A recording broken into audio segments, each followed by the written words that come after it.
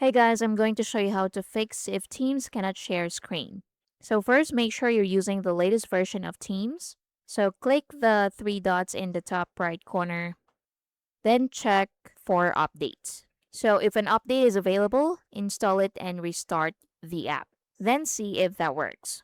Next, verify that Teams has permission to record your screen. So in Windows, go to your settings. Next, go to Privacy and Security at the bottom left corner. Now, from here, look for screen recording. So, check for screen recording, then enable Microsoft Teams and restart the app if needed.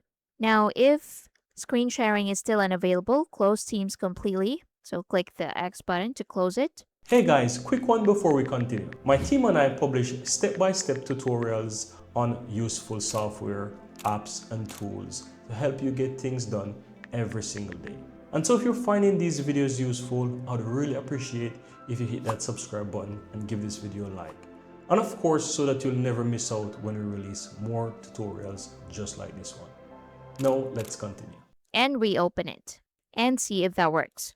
You can also restart your computer to clear temporary glitches. So click the Start menu, then click the Power button, then click Restart, then reopen Microsoft Teams and see if that works. Also, make sure no other app is preventing screen capture. So some security software, remote desktop sessions, or protected content may block screen sharing.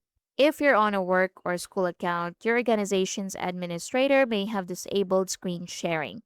In that case, contact your IT administrator for assistance. And that's how you can fix screen sharing not working in Microsoft Teams. Thank you for watching. Please like and subscribe.